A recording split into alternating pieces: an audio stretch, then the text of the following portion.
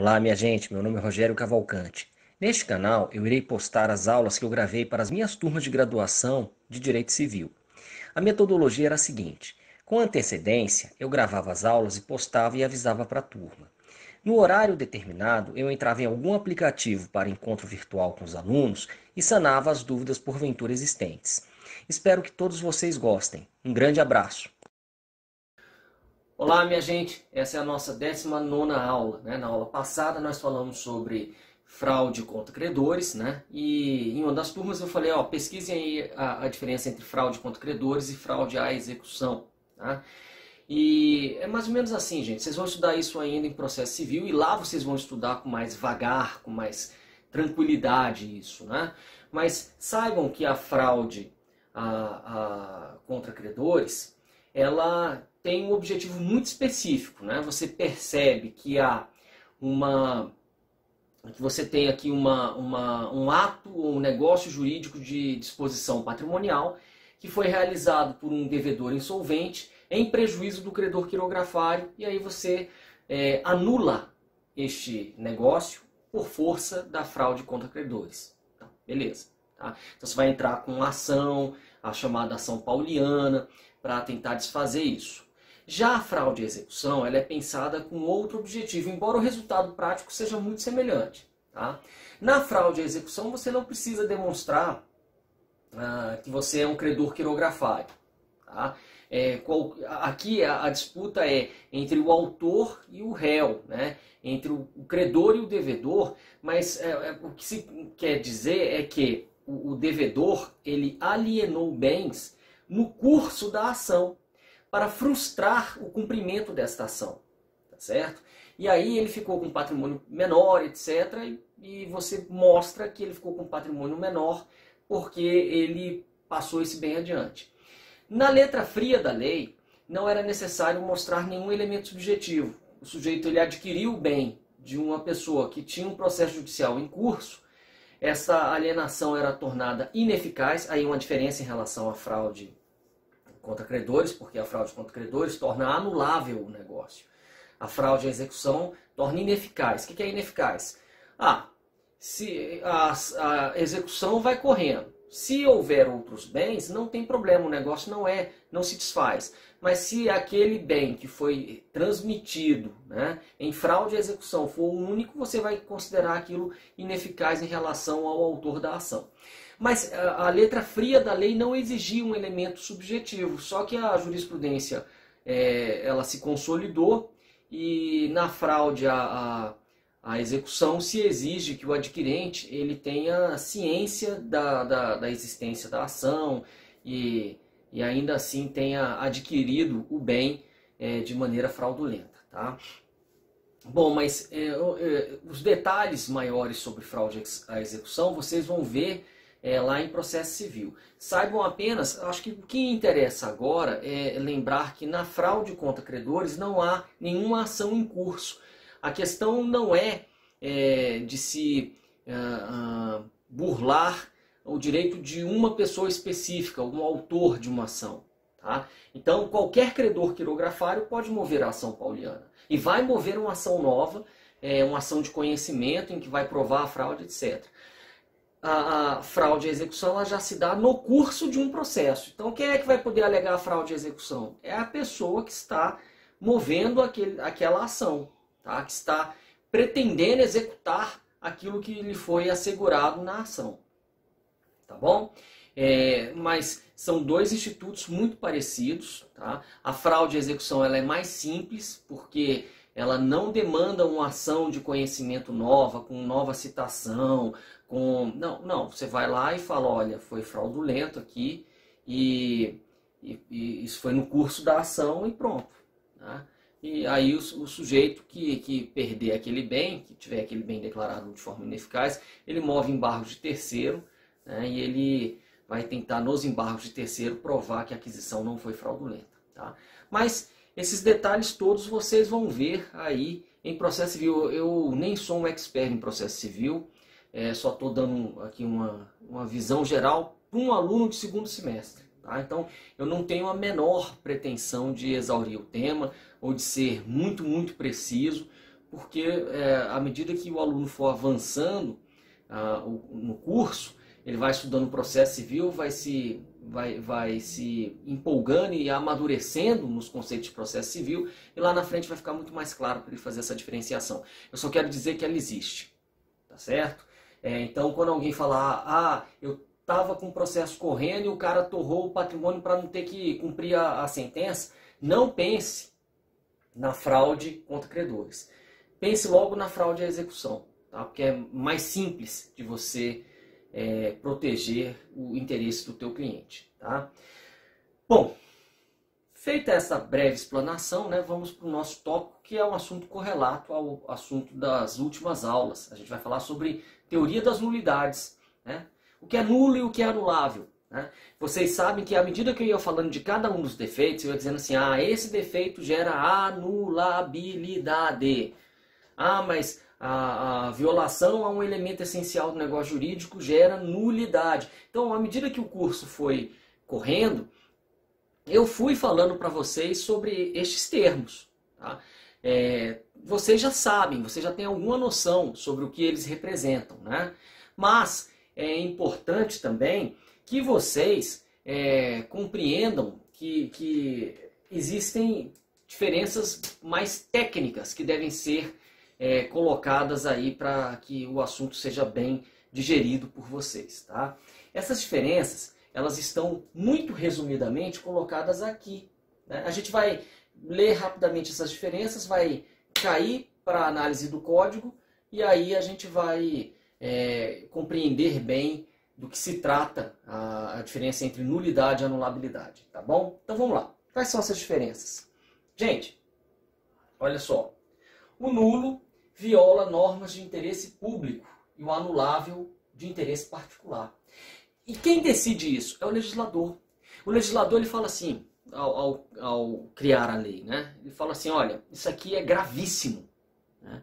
Isso aqui viola o interesse público. Então, aqui não tem churumela, isso aqui é nulo, porque isso aqui não diz respeito apenas ao interesse das partes. Por outro lado, o legislador ele pode enxergar uma determinada situação e falar assim, já que isto aqui eu acho que fere apenas o interesse das partes envolvidas. Então isto aqui eu não vou dizer que é nulo, isso aqui eu vou dizer que é anulável. E quando eu digo que isso aqui é anulável, eu vou dar a seguinte possibilidade para a pessoa que possivelmente foi prejudicada. Olha, se você tiver sido prejudicado de verdade, anule. Se você não quiser anular, não anule. Por isso que o anulável, ele não é nulo. Vel, né, esse sufixo, né, ele dá a entender aquilo que pode ser. Né? Anulável é aquilo que pode ser anulado, mas não é nulo de pleno direito. Tá? Então a lei ela vai deixar essa decisão nas mãos da parte que pretensamente fora prejudicada pela celebração do negócio. Tá? Então o nulo viola normas de interesse público e o anulável de interesse particular. Tá? Seguindo, a nulidade pode ser conhecida de ofício pelo magistrado, ao contrário da anulabilidade. Gente, isso aqui também tem muito a ver com o tópico anterior. Né? Por quê? Porque se um nulo é de interesse público, né, ele pode ser conhecido de ofício. O juiz bate o olho e fala assim, vamos pegar o seguinte exemplo. A e B, os dois são contratantes. Né? Aí o A fala assim, este contrato ele foi descumprido por B e eu quero que o B me pague o que está previsto na cláusula terceira. Aí o B fala assim, não descumpri, mas na realidade ele entra com a reconvenção, né, que é onde o réu formula um pedido contra o autor, né, chumbo contra chumbo. Né? Aí o réu fala assim, não descumpri, portanto eu não devo nada para o A, mas o A é quem descumpriu a cláusula 10ª. E o A é que me deve dinheiro e eu quero que o A me pague. Então os dois formularam pedidos um contra o outro. Aí o juiz pega aquele contrato e ele vê que aquele contrato é nulo. Tá? Não é anulável, é nulo. O que é que o juiz fala? Fala assim, olha, desculpa, nem A nem B. O contrato é nulo. Tá? Pronto, acabou. O juiz de ofício. Então, na realidade, tanto A quanto B, eles queriam a manutenção do negócio. Tá? Mas o juiz bateu o olho e falou assim, não, eu não vou manter. Tá? O contrato é nulo. Tá? Agora, como a anulabilidade ela diz respeito ao interesse particular, né, quem pode pedir a anulação é quem foi prejudicado. Só que essa pessoa pode pedir a anulação, ela não é obrigada a pedir a anulação. E é por isso que o juiz não pode ser aí animado demais a resolver o problema das partes e declarar de ofício a nulidade do negócio. A gente espera a parte que pretensamente foi prejudicada para que ela diga se ela quer ou não o desfazimento. Tá? E aí, gente, ela vai ter, se ela quiser o desfazimento de um negócio anulável, ela não pode pedir isso a qualquer momento. Ela vai ter que mover uma ação, e nesta ação ela vai ter que explicar qual é a hipótese de anulabilidade, e ela vai ter que formular pedido específico. Diante de tal coisa eu quero que seja anulado. Por isso que eu falei para vocês, quando eu estava ensinando para vocês defeitos, eu falei, olha, todos os defeitos têm requisitos. Tá? Quando vocês forem peticionar, ajudem o magistrado. Ajudem como? Né? Porque muitas vezes nós que somos advogados privados e públicos, né, muitas vezes nós não fazemos o meia-culpa. Né? Nós falamos, mas o juiz nem... Mas, gente... essas engrenagens elas têm que funcionar muito bem. Tá? Às vezes uma sentença maravilhosa ela pode ser proporcionada por um trabalho maravilhoso de um advogado. Da mesma forma que uma sentença que não atendeu às suas expectativas, ela pode sim ter sido fruto de uma petição que não permitiu ao magistrado que avaliasse todos os prismas da questão. Tá certo? Então, gente, por isso que se diz que a advocacia ela é um serviço essencial, porque são os advogados que conduzem os anseios das partes e devem formular esses pedidos de uma maneira muito precisa e contar as histórias de forma muito racional, né, concisa e lógica, para permitir ao magistrado, aí sim, que ele exerça todo o seu brilhantismo, né, e aplique todo o seu conhecimento na hora de prolatar uma sentença. Tá? Mas então, resumindo apenas esse tópico, eu posso dizer que a nulidade ela pode ser conhecida de ofício pelo magistrado, mas a anulabilidade não, ela tem que ser objeto de um pleito específico da parte que fora prejudicada no negócio. Porque se essa parte achar que não houve prejuízo nenhum, mesmo que o negócio seja anulável, ele não será desfeito. Não, professor, não será desfeito. Porque anulável pode ser anulado. Se a parte que teria sido prejudicada está satisfeita, por que anular? Tá certo? Então é isso, minha gente. Terceiro tópico. Nulo pode ser alegado por qualquer interessado, ao passo que o anulável apenas pelo diretamente prejudicado, decorrência também de tudo que a gente falou. Se o nulo ele decorre de um interesse público, o anulável ele é fruto de um interesse particular. Então só quem pode alegar é o diretamente prejudicado.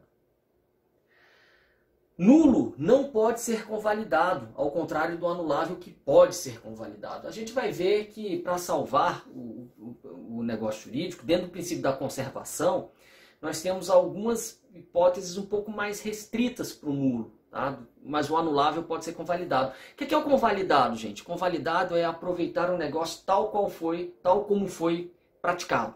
Isso é convalidar o negócio. Tá? Dizer, ele é válido.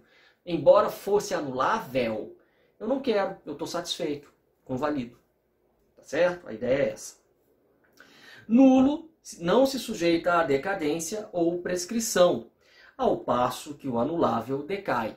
O anulável você tem um prazo. Como ele fere um interesse particular, esse particular ele não tem a vida toda para desfazer um negócio, porque isso geraria muita insegurança jurídica. A lei estabelece um prazo decadencial e a gente vai ver.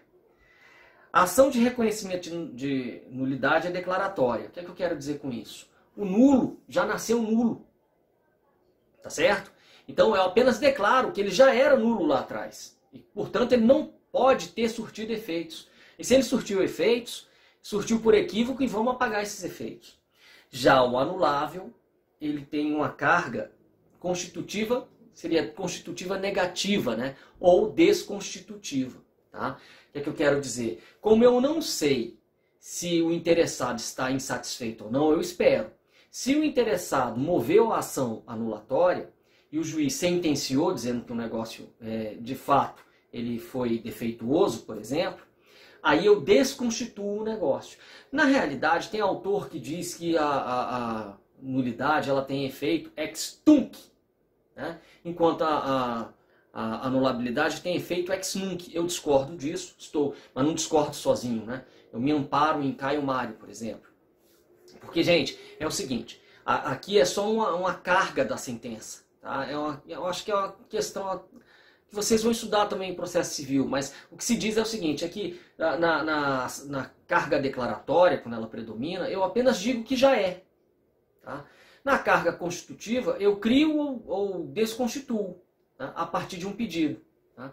Mas isso não tem a ver com o momento exato em que os efeitos serão sentidos, porque eu posso ter uma carga desconstitutiva com eficácia retroativa. O que é que eu quero dizer com isso? Quando o negócio é anulável, gente, não tem jeito, o negócio foi praticado em 10 de novembro de 2019, o sujeito entrou com a ação em 2020, certo? Quando saiu a sentença, ele teve que apagar o negócio que foi praticado em novembro de 2019. Então a eficácia desconstitutiva foi retroativa. Já na ação declaratória, eu declaro que já era nulo lá atrás. E que se surtiu algum efeito, esse efeito veio por equívoco, que seja apagado. Ok? Então o efeito prático das duas coisas é quase igual. Tá? A grande diferença talvez esteja na história de ser conhecida de ofício, a nulidade, alegada por qualquer interessado, tá? E não sujeita a prazos decadenciais ou prescricionais. Já a anulabilidade ela tem que ser suscitada pelo diretamente prejudicado, ela pode ser convalidada e ela está sujeita a prazo decadencial. Tá? Bom, sendo visto isso, vamos analisar o código. E o código ele adota a seguinte técnica, ele começa falando sobre o nulo, depois ele vai para o anulável. Né? Na aula de hoje, provavelmente nós vamos falar sobre nulidades, tá? Se der tempo, a gente avança um pouquinho por anulabilidade, mas o projeto inicial é falar sobre nulidades, tá? Da invalidade do negócio jurídico. Isso já nos remete a um ponto muito interessante. Invalidade é gênero, tá certo? E dentro desse gênero, nós temos duas espécies. Quais são elas? Nulo, anulável, tá? O artigo 166 ele nos diz o seguinte: é nulo o negócio jurídico quando celebrado por pessoa absolutamente incapaz. Ah, gente, olha que legal. Esse tópico já foi en passant comentado por todos nós nas aulas ao vivo, talvez em alguma aula gravada, tá? Mas normalmente a violação a um elemento essencial ele gera nulidade. Sempre não, porque, por exemplo, um elemento essencial é a capacidade. Se a incapacidade for relativa, vai gerar anulabilidade. Mas eu digo que na maior parte das vezes, a violação ao elemento essencial acaba gerando uma nulidade. E nós temos isso em alguns dispositivos do artigo 166.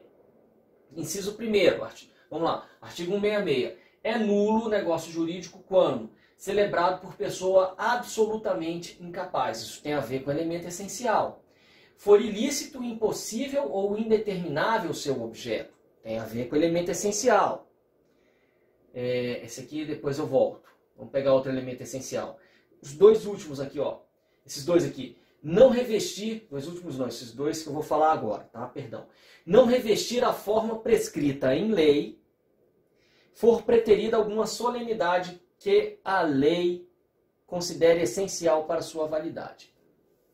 Então, gente, nós temos agente capaz, objeto lícito, possível, determinado ou determinável, forma prescrita ou não defesa em lei. Tá? Então, vejam só, quando eu falo do agente capaz, se o agente for absolutamente incapaz, o negócio é nulo. o objeto tem que ser lícito, possível, determinado ou determinável. É o artigo 104 isso. Se o objeto for ilícito, ou impossível, ou indeterminado, né, não sendo determinável, tá certo? Melhor a gente pode colocar logo não sendo determinável, o negócio será nulo. Lembrando para vocês que quando o objeto ele é indeterminado, porém determinável, o negócio é válido. A gente tratou disso ao falar de elementos essenciais. Tá? Por isso que a lei diz apenas assim: for lícito, impossível ou indeterminável o seu objeto. Eu só acrescentei isso aqui para ficar claro, né? Ele é indeterminado e indeterminável. Porque se ele for indeterminado, porém determinável, ele é lícito, válido, correto. Tá? Então, gente, vejam que se você lembra dos elementos essenciais, você já mata aqui no artigo 166, inciso 1º, inciso 2º, inciso 4º, inciso 5º. Quais que sobraram? Vamos a eles. Sobrou o inciso 3º. O motivo determinante comum a ambas as partes for ilícito. Tá? Gente, a ilicitude não pode ser apenas de uma das partes. Né? O motivo ilícito não pode ser apenas de uma das partes. Ele tem que ser das duas. Me dá um exemplo, professor, para isso ficar claro. Vamos lá. Um sujeito, ele aluga, põe o imóvel dele para locação. Tá? Se apresenta para a locação um sujeito muito educado, né? Muito assertivo, né? E que oferece 1 ano de aluguel adiantado.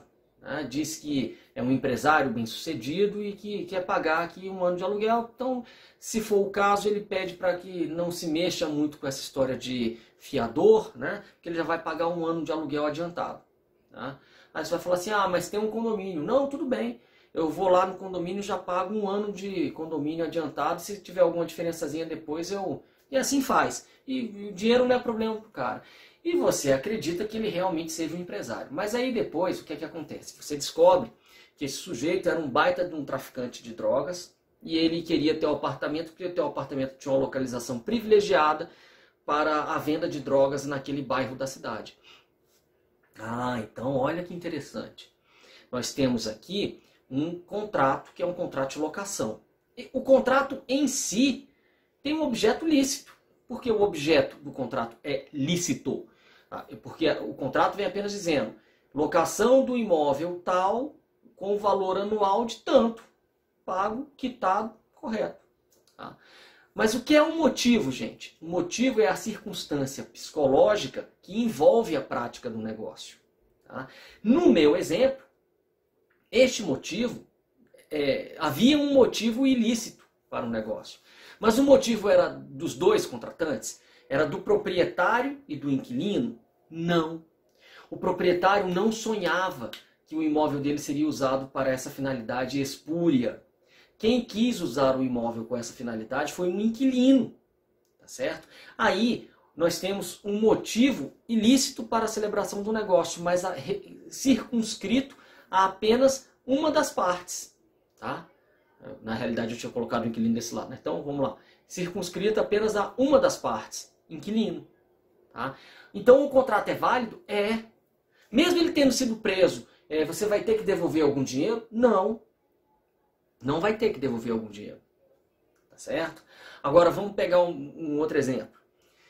O sujeito querendo alugar um apartamento, ele descobre que tem um traficante cheio da nota que quer pagar adiantado. Tá certo? Aí ele vai, não sabe que o traficante está sendo grampeado. Tá? Ele oferece o apartamento dele para o traficante dizendo assim: senhor traficante, eu sei que o senhor quer alugar um apartamento no bairro tal, o meu apartamento é maravilhoso, eu não vou vender sua droga, mas eu sei que o senhor quer vender droga no meu apartamento, fique à vontade, faça isso, pode vender, tá certo? Eu não tenho coragem de vender, mas se o senhor quiser vender, o senhor vende, tá? Com todo o respeito do mundo, basta o senhor me pagar adiantado aí, que eu sei que o senhor está cheio da nota, o senhor me paga aí adiantado 1 ano, tá tudo certo. Tá? Bom, ele pagou, o traficante pagou em dinheiro 1 ano de locação para esse cara. Ele foi para a casa dele, deixou lá o dinheiro debaixo do colchão por alguns dias, né? O traficante começou a vender no apartamento, a polícia flagrou o traficante e tinha notícia de que o imóvel era do proprietário lá que eu contei, porque grampeou o telefone. E aí apreendeu aquele dinheiro. Houve uma operação, então tudo é hipotético. Aí houve uma operação de busca e apreensão, apreendeu o dinheiro. Quando apreendeu o dinheiro, ele falou, opa, peraí. Eu não sou traficante. 2, esse dinheiro aqui foi fruto de um contrato de locação. Se o contrato de locação foi feito com um traficante, que culpa eu tenho? Aí eles pegam a gravação e mostram o proprietário falando, olha, eu sei que você vai vender droga, então pega o meu apartamento, me paga adiantado. De repente, eu não sou penalista, né? Não sou criminalista, mas vocês podem conversar com o professor de Direito Criminal sobre esse exemplo hipotético e ver se esse cara não se enquadraria até numa associação ao tráfico. Né? Não sei. Né? Perguntem lá para ele. Mas, bom, aí a polícia apreendeu aquele dinheiro. Quando a polícia apreende aquele dinheiro, você fala, não, mas o contrato é válido. É válido? Não, não é válido. Qual a diferença do primeiro exemplo para o segundo? É porque no primeiro exemplo, o motivo ilícito ele era do traficante. No segundo exemplo, o motivo ilícito é dos dois, do proprietário e do traficante. Portanto, o negócio é nulo. Então vejam, o negócio só vai ser nulo se o motivo para a celebração for ilícito e for comum aos dois. Tá certo, gente? Ah, mas professor, se for de uma só pessoa. Gente, lembre-se, o princípio que nós estamos tratando aqui, que rege tudo que nós estamos estudando, desde quando começamos a estudar defeitos, é o princípio da conservação. Eu vou manter o negócio, eu só vou apagar o negócio quando não tiver jeito. Tá? Então a lei diz que o motivo para tornar o negócio nulo, ele tem que ser determinante e comum a ambas as partes. Ok? Sendo ilícito, né? Ilícito. Tá? Bom, já vimos então, abordando agora o inciso terceiro, nós já vimos o primeiro, o segundo, o terceiro, o quarto, agora o quinto. Não, o quinto também já vimos que tinha a ver com elementos essenciais, forma, né? Agora o sexto. Gente, tiver por objetivo fraudar lei imperativa. Tá? O que é a fraude à lei imperativa? Anotem. Né? Eu sei que vocês gostam aí da caneta azul, da caneta vermelha, né? Então anotem. Vamos lá. Vou até esperar, vou até dar um pause aqui, pra vocês tomarem uma água e pegarem as canetas e depois eu volto. Pronto? Então vamos lá. O que é fraude à lei imperativa? Gente, fraude à lei imperativa é quando... Ah, professor, não, calma. Eu estou me vendo até em sala de aula. Quando eu começava a ditar, às vezes o pessoal ficava assim, ele vai falar agora que é fraude à lei imperativa. Eu começava a dizer. Aí daqui a pouco já estava na metade do conceito. Ele está falando, professor, calma, diz aí de novo. Assim, né? Então, vamos lá. Feito o primeiro alerta, peguem a caneta. Peguem a caneta, comecem a anotar. Fraude à lei imperativa ocorre quando a parte busca alcançar de forma oblíqua aquilo que diretamente a lei proíbe. Tá? Em outras palavras, minha gente, é o jeitinho. Né? Dá um exemplo, professor, eu não entendi. Deixa eu mostrar um jeitinho aqui. A lei diz que o sujeito, ele tendo herdeiros necessários, ele não pode doar mais do que metade do seu patrimônio. Tá? Porque isso aí seria uma doação, naquilo que exceder a metade, seria uma doação inoficiosa. Tá? Então, vamos lá.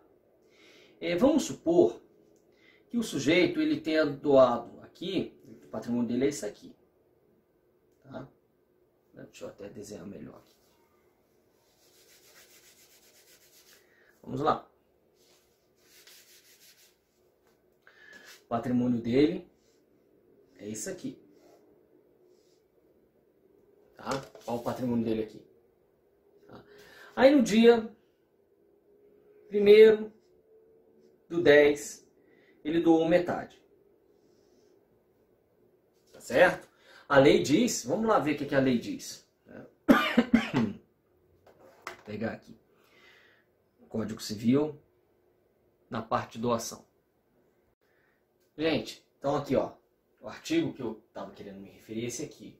Nula é também a doação, quanto a parte que exceder a de que o doador, no momento da liberalidade, poderia dispor em testamento. E lá em Direito das Sucessões, a gente vê que o testador pode dispor em testamento é a sua metade disponível se ele tiver herdeiros necessários. Então ele só pode dispor de 50% do patrimônio. Mas isso acontece apenas em que momento? Nula é também a doação, quanto a parte que exceder a de que o doador, no momento da liberalidade, poderia dispor em testamento.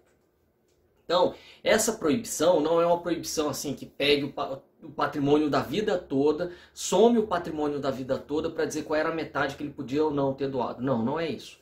A nulidade ela é instantânea, né? Se você doou mais do que a metade, aí você tem essa parte que você doou como uma doação inoficiosa, né? Mas, gente, agora vou dar então o seguinte exemplo. O cara leu o artigo e ficou muito preso a essa história aqui do momento da liberalidade. Nula é também a doação quanto a parte que exceder a de que o doador, no momento da liberalidade, poderia dispor em testamento. Aí, olha só. Ele foi, no dia 1º de 10, ele doou isso aqui. Tá certo? Ele doou isso aqui. Aí, no dia 15 do 10, ele chegou para a mesma pessoa e falou assim, ó, a lei diz que eu posso doar metade do que eu tiver. Né? Então, vou te doar agora isso aqui. Gente, 15 do 10. 1º do 10, ele doou essa parte aqui que era metade, então. Aí agora, no 15 do 10, ele doou isso aqui, tá certo? Que era 50% do que tinha sobrado para ele. Então, olha que interessante. A cada doação, ele cumpriu a literalidade da lei. Qual é a literalidade da lei? Não faça doação superior a 50% do seu patrimônio no momento da doação. Ele cumpriu. Só que esse espaço de tempo tão curto, e sendo a doação, né, aqui realizada, às vezes não precisa nem ser para a mesma pessoa, mas no meu exemplo é para a mesma pessoa. Né? O que fica claro? Fica claro que ele queria doar 75% do patrimônio. Essa diferença de tempo aqui mostrou isso, quando na realidade ele podia ter doado só 50%. Então, o que é que ele fez? Qual é o conceito de fraude à lei imperativa que eu dei para vocês? Fraude à lei imperativa ocorre quando a pessoa busca alcançar de maneira oblíqua, indireta, aquilo que a lei diretamente proíbe. Então, se ele fosse fazer o que ele queria exatamente, no dia 1º do 10 ele pegaria e doaria 75%. Só que ao tentar fazer isso, ele teria uma violação frontal à lei. Tá certo? Aí ele resolveu, falou assim, vou dar meu jeitinho, vou driblar a lei. Né? Já que eu não posso doar, né, 50%, mais do que 50%, eu vou fazer o seguinte, no dia 1º eu dou 50%, espera aí uns 14 diazinhos, no dia 15 eu vou doar mais 50% do que sobrou. E aí os 50% que sobrou era metade do meu patrimônio original. Então já doei 50 mais 25, doei 75%, que é justamente o que eu mostro neste quadro. Tá certo? Gente, aí um herdeiro necessário, né, falou assim, não, isso está errado. Está errado, ele está torrando aqui o que ele deveria guardar para a herança dos filhos. Está errado. Né? Aí quando ele é acionado pelos filhos, né, ele diz assim, não, no dia 1º eu doei metade do meu patrimônio. No dia 15 eu doei metade do meu patrimônio, que era o patrimônio do dia 15. Então, tá tudo certo. Aí os filhos vão alegar, negativo. O que o senhor fez, pai, foi buscar alcançar de maneira indireta aquilo que a lei diretamente proibiria. Então, o senhor agiu em fraude à lei imperativa. Ok, minha gente? Entenderam esse exemplo? Vamos voltar aqui para o nosso glorioso artigo que trata sobre nulidades. Então, é nulo o negócio que tiver por objetivo fraudar a lei imperativa. Assim como é nulo aquilo que a lei taxativamente declarar nulo ou proibir-lhe a prática sem combinar sanção. O que é isso? às vezes a lei diz assim, é proibido comprar tal coisa, tal equipamento. Tá? É proibido importar tal equipamento sem a obtenção prévia da autorização da Anvisa. Ah, tá. Ele está dizendo que é nulo? Não, ele está dizendo que é proibido. Então, a lei proibiu que você comprasse sem autorização da Anvisa. E se você comprou sem autorização da Anvisa, isso aí é o quê? Nulo. Tá certo? Então, ou é nulo quando a lei diretamente declara nulo, ou quando ela proíbe a prática sem combinar sanção. Mas aí nós vamos para um outro caso de nulidade, que é um caso dos mais legais, né? É a simulação. Ela tem até um artigo específico. Ela podia estar no 166, mas o legislador resolveu colocar a simulação no artigo específico, que é artigo 167. A simulação, gente, ela também tem um negócio bacana, porque no Código de 16 ela era uma hipótese de anulabilidade. E ela passou a ser, no Código de 2002, uma hipótese de nulidade. Tá? O artigo 167 diz, é nulo o negócio jurídico simulado, mas subsistirá o que se dissimulou, se válido for na substância e na forma. Né? Gente, olha só, o simulado é um negócio mentiroso. Tá? Algumas vezes você simula, certo? Você simula sem apenas para manter o teu status naquele momento. Exemplo, o sujeito ele quer permanecer no Brasil, ele não tem como permanecer no Brasil, mas ele sabe que se ele casar com a brasileira, ele vai ter o seu visto de permanência certamente concedido. Né? Então, ele vai lá, faz um casamento no cartório, e veja que interessante, a simulação, ela não é uma falsificação do casamento. O sujeito vai a um cartório e casa. Tá? Só que ele casa, mas ele nunca viveu junto, ele nunca tratou aquela senhora como sua esposa. Né? E um tempinho depois que ele obtém o visto, ele divorcia. Tá certo? Ah, isso não é fraude à lei imperativa, não? Não. Sabe por que não é fraude à lei imperativa, gente? Porque a fraude à lei imperativa você pratica negócios ostensivos, tá certo? E reais. Você doou 50% do teu patrimônio no dia 1º. Isso foi real, não foi uma mentira. No dia 15, você doou 50% do seu patrimônio. Então, a fraude à lei imperativa, você pratica negócios reais. Você não pratica negócios aparentes. São negócios que aconteceram. Só que eles aconteceram com o intuito de fraudar a lei. É diferente da simulação. No exemplo do casamento, o sujeito ele não exerceu o casamento. Ele não viveu o casamento. Ele não se casou de verdade. Tá certo? Então, no caso do artigo 167, na simulação, ele fingiu ter casado para obter o visto. Tá certo? Mas veja, aí o que eu preciso fazer? Né? Eu pratiquei apenas um casamento para eu não ser expulso. Tá? Essa simulação é uma simulação absoluta. Por quê? Porque o casamento, veja, o casamento ele não esconde um outro negócio. Houve só o casamento. Ele pode ter uma finalidade específica, esse casamento, que é a manutenção.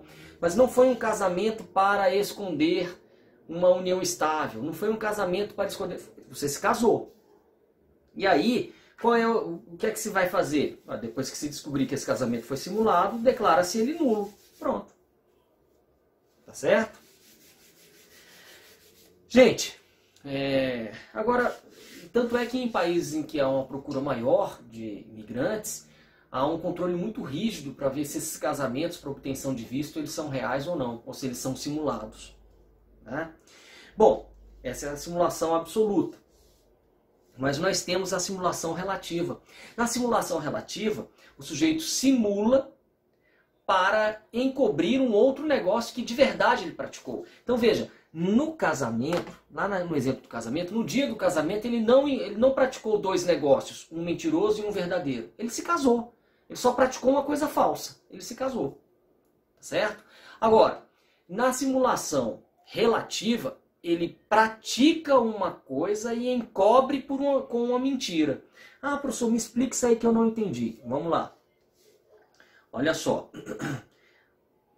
O pai pai, queria vender para o filho, mas a lei diz que para a venda ser válida precisa da anuência dos outros 2 filhos. Tá certo? Ele queria vender. Tá certo? Aí, como ele sabia que os outros 2 filhos não iam concordar, o que ele fez? Ele fingiu vender para um laranja e fingiu vender para o filho, mas o negócio aconteceu de verdade entre o pai e o filho. Tá certo? Agora, vejam só que interessante. O filho pagou para o pai. O laranja só emprestou o nome para constar da escritura. O pai fez uma escritura para o laranja fez uma escritura para o filho. Mas o filho deu dinheiro para o pai e o pai vendeu para o filho sem obter a anuência dos demais. Tá? Agora, vejam só que legal isso. Né? Eu pratiquei um negócio verdadeiro, chamado negócio dissimulado, que foi a venda do pai para o filho. E encobri esse negócio verdadeiro por negócios mentirosos, que foram os negócios simulados. Tá certo? Então, olha só, é nulo o negócio jurídico simulado, mas subsistirá o que se dissimulou, se válido for na substância e na forma. Então, este aqui é o exemplo de simulação relativa. No outro exemplo foi do casamento, simulação absoluta. Nesse casamento, naquele dia ele não praticou 2 negócios. Um verdadeiro e um mentiroso. Ele simplesmente casou. E esse negócio é falso. O que é que a lei diz? É nulo o negócio jurídico simulado. O negócio aparente, o negócio que não é verdadeiro, ele é nulo. O que é que você faz? Você anula, você apaga. Ó, o casamento estava aqui. O casamento estava aqui. Você fez o quê? Nulo. Simulação absoluta. E na simulação relativa? Na simulação relativa, eu apago o negócio simulado. Apaguei o negócio simulado. Sobrou o quê? O dissimulado. Aí quando sobra o negócio dissimulado, o que é que eu tenho que fazer? Analisar se ele é válido na substância e na forma. Só que aí, gente, vamos lá.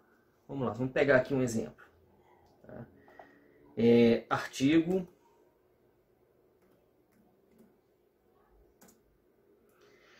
496. É anulável a venda de ascendente a descendente, salvo se os outros descendentes e o cônjuge do alienante expressamente houverem consentido. Então, como é que vai ter que ser essa ação aqui? F1 e F2 vão entrar com ação contra o pai e contra o F. F1 e F2 vão entrar com ação contra o pai e contra o F. Alegando o seguinte: olha, houve negócios simulados e um negócio dissimulado, que ocorreram assim. Meu pai quis vender o imóvel para o meu irmão F. Ele sabia que a gente não ia concordar. O que ele fez? Ele buscou um laranja, passou o imóvel para o laranja passou para o meu irmão, fingiu passar para o meu irmão, mas na realidade o tempo todo era meu pai passando o imóvel para o meu irmão, vendendo o imóvel para o meu irmão. Então, seu juiz, eu quero que o senhor faça o seguinte: eu quero que o senhor reconheça, declare que a venda do pai para o laranja é simulada, portanto nula, e a venda do laranja para o F é simulada, portanto nula. Apague isso. Aí o juiz foi, beleza, é de fato, tem provas muito contundentes, apagou. E, aí, como a venda de ascendente para descendente, ela é o que apenas? Ela é anulável. É anulável a venda de ascendente para descendente. Aí vem o segundo pedido. Seu juiz, reconhecida a nulidade desses 2 primeiros negócios, tá? Eu quero que o senhor anule esta venda do pai para o F, porque esta venda é anulável. Então, veja, o negócio simulado, ele é sempre nulo. Agora, o negócio dissimulado, ele pode ser mantido se ele for válido na substância e na forma. Ué, professor, mas nesse caso que o senhor mostrou pra gente, ele era válido ele era inválido, ele era anulável. Tudo bem. O negócio dissimulado, gente, ele pode ser válido, nulo ou anulável. Depende do caso concreto. Ah, professor, então me dá um caso de negócio de simulação relativa em que o negócio dissimulado ele é nulo. Eu já mostrei um caso em que o negócio dissimulado é anulável. Agora vamos lá. Vamos supor que este pai fingiu vender para o laranja fingiu vender para o F, e o F tinha um problema psiquiátrico gravíssimo. Ele não entendia nada, mas ele não tinha sido formalmente interditado ainda. E pronto, ficou assim. F1 e F2, eles alegaram o seguinte na ação. A venda do pai para o laranja, ela é mentirosa. A venda do laranja para o F é mentirosa. Tá certo? São negócios simulados. Portanto, seu juiz, pedimos para que esse negócio simulado eles sejam apagados. Aí o juiz, beleza, negócio simulado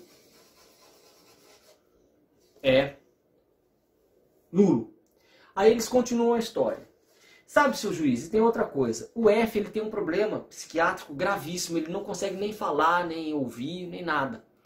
Mas, de alguma forma, foi feita, talvez por desatenção do tabelião, foi feita esta venda.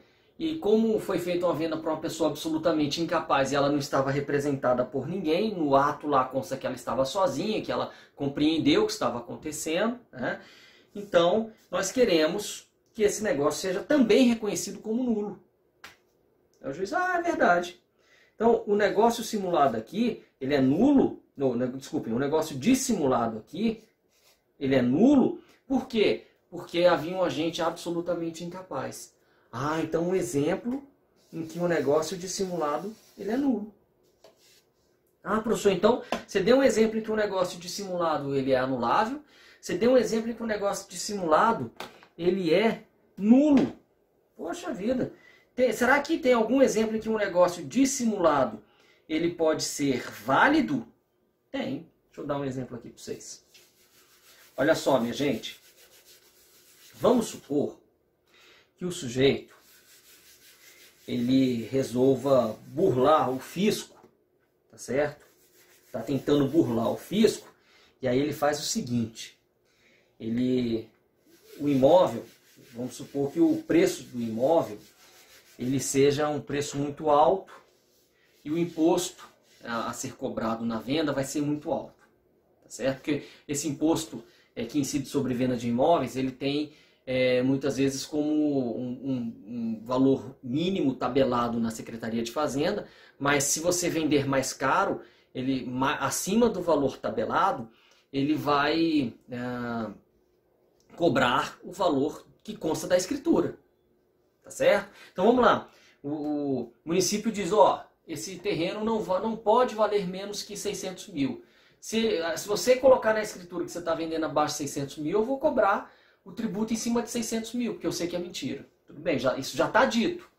Aí o cara fala assim, negativo, olha só, eu estou vendendo o terreno por 1 milhão.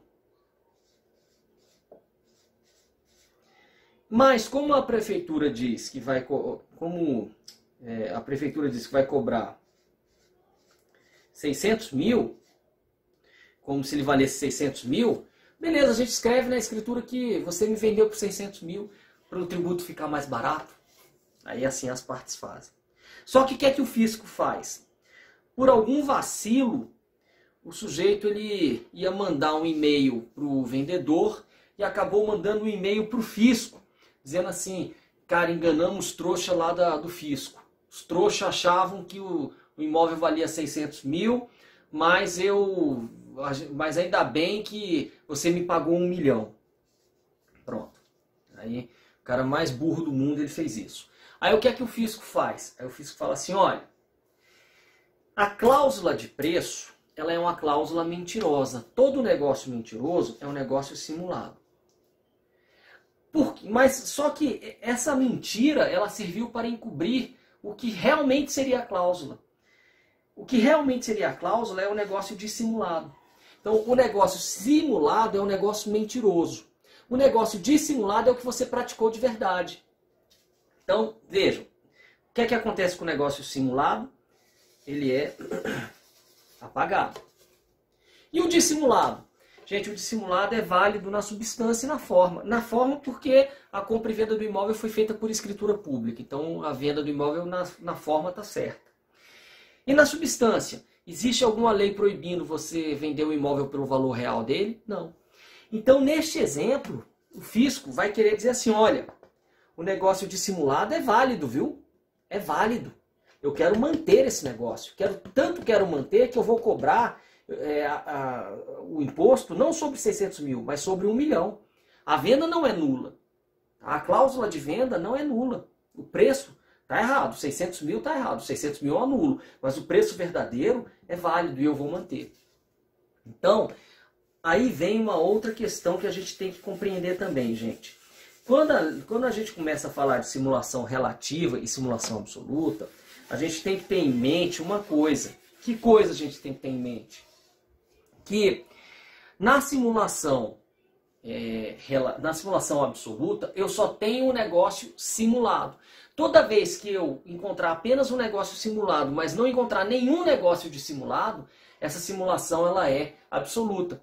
Agora, toda vez que eu encontrar um negócio simulado, que é um negócio mentiroso, que foi feito para encobrir o verdadeiro negócio, que é o dissimulado, essa simulação ela é relativa. Na simulação absoluta eu só tenho um trabalho, que é apagar o negócio simulado. Na simulação relativa eu tenho 2 trabalhos. Quais são esses trabalhos? Apagar o negócio simulado, porque ele é nulo, e analisar o dissimulado. E ao analisar o dissimulado, eu vejo se ele pode ser mantido ou não.